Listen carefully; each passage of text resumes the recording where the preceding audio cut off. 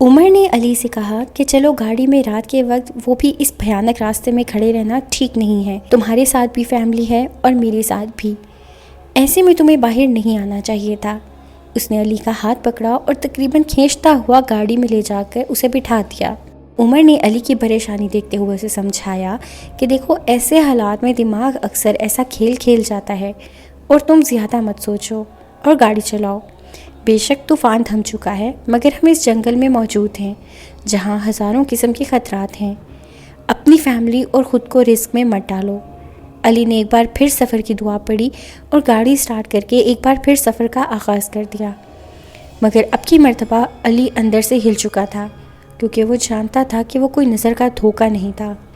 علی اب جلد از جلد اس علاقے سے باہر نکلنا چاہتا تھا کیونکہ یہاں کچھ بھی ٹھیک نہیں تھا.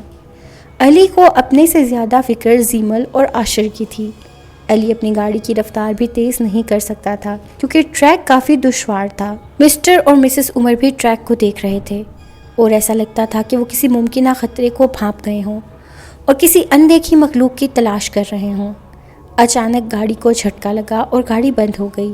علی نے بہت کوشش کی گاڑی سٹارٹ کرنے کی مگر گاڑی سٹارٹ نہیں ہوئی. علی نے نیچے اترنے کی کوشش کی تاکہ چیک کرے کہ کیا مسئلہ ہے مگر عمر نے اسے گاڑی سے باہر جانے کے لیے سختی سے منع کر دیا. سارے راستے میں پہلی مرتبہ مسٹر اور مسز عمر کے چہرے پر پریشانی کے آثار نظر آئے.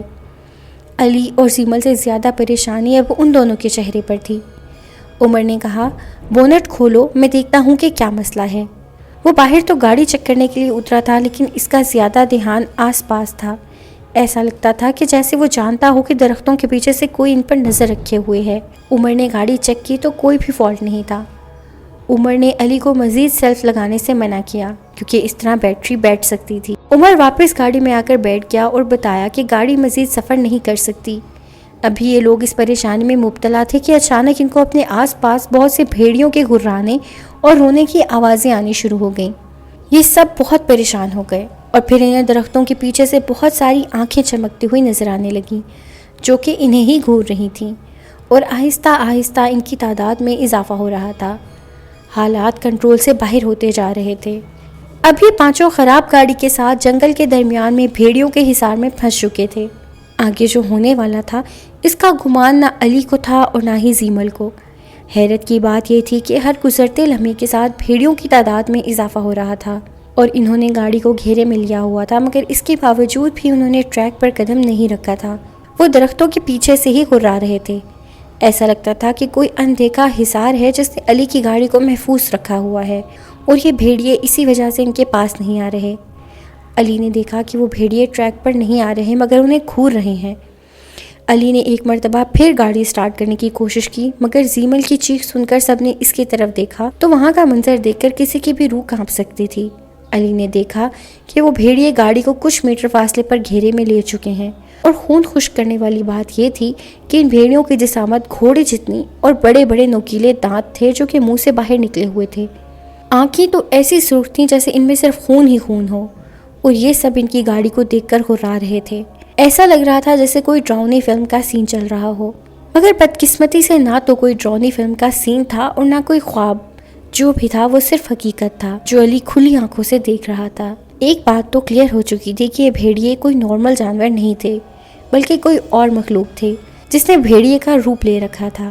ابھی وہ یہ بات ہضم نہیں کر پا رہے تھے کہ سب بھیڑیے زور زور سے ہنسنے لگے اور سائڈ پر ہونے لگے. ایسا لگتا تھا کہ وہ کسی کو آنے کے لیے جگہ دے رہے ہوں. جنگل میں اچانک بلا کا سناٹا چھا گیا. بھیڑیوں کے گھرانے کی آوازیں بھی مکمل طور پر بند ہو چکی تھیں. پھر انہوں نے دیکھا کہ ایک سیاہ ہیولا جو ان کی طرف دوڑا آ رہا ہے وہ بھیڑیا تو نہیں تھا کیونکہ وہ انسانوں کی طرح دو ٹانگوں پر چل کر آ رہا تھا. جیسے جیسے وہ ہیولا ان کے قریب آ رہا تھا اس کا قد لمبا ہوتا جا رہا تھا اور جسامت بڑھتی جا رہی تھی. دیکھتے ہی دیکھتے وہ ان کے بالکل سامنے آ کر کھڑا ہو گیا. یہ تو وہی ہیولا تھا جو علی نے ٹریک کے درمیان بیٹھا دیکھا تھا مگر اب تو یہ اور بھی ہیبت ناک دکھائی دے رہا تھا.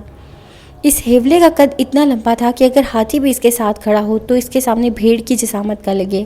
اس مخلوق کا جسم سیاہ رنگ کے کالے بالوں سے ڈھکا ہوا تھا اور اس کا سر بھیڑیے کے سر سے مشابہت رکھتا تھا اور دانتوں سے خون ٹپک رہا تھا. اس کی آنکھیں ایسی تھیں جیسے ان میں آگ کی انگارے جل رہے ہوں. اس مخلوق کے آتے ہی باہر ایک ناقابل برداشت بدبو پھیل گئی تھی، اور وہ بدبو اتنی زیادہ تھی کہ ان لوگوں کا دماغ اس بدبو سے پھٹنے کو آیا تھا۔ وہ انسان نما بھیڑیا یا بھیڑیا نما انسان نیچے کو جھکا، اور جب اس نے اپنا چہرہ اٹھایا تو شیطانیت سے بھرپور مسکراہٹ اس کے چہرے پر تھی، اور وہ ان کو اسی شیطانی مسکراہٹ سے دیکھ رہا تھا۔ زیمل تو یہ منظر دیکھ کر خوف سے بے ہوش ہو چکی تھی۔ علی کا دل خوف کے مارے باہر آنے کو تھا، جبکہ مسٹر اور مسز عمر کے چہرے پر پریشانی اور غصے کے ملے جلے تاثرات جھلک رہے تھے۔ ایسا لگتا تھا کہ وہ شیطانی بلا اور یہ دونوں پہلے سے ایک دوسرے کو جانتے ہوں۔ علی کو اپنی موت صاف دکھائی دے رہی تھی، مگر ابھی بہت کچھ دیکھنا باقی تھا۔ یہ پانچوں اس گاڑی میں موجود تھے اور باہر بظاہر ان کی موت کھڑی تھی۔ آگے کیا ہونا تھا وہ تو صرف وقت کو پتہ تھا۔